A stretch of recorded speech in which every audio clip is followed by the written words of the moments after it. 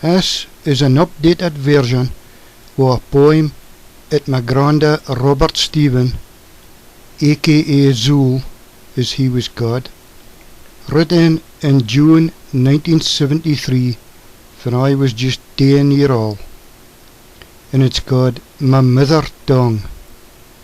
Hope you enjoy it. I kens him look at doen upon for spicking out sy bread, but I still use my mither tongue, I just as it was made.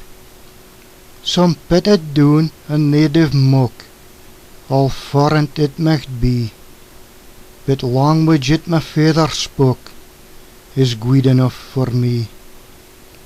And when I'm writing to my friends, exiled in foreign land, they're gurning for a fireside click, wi' cronies near their clan.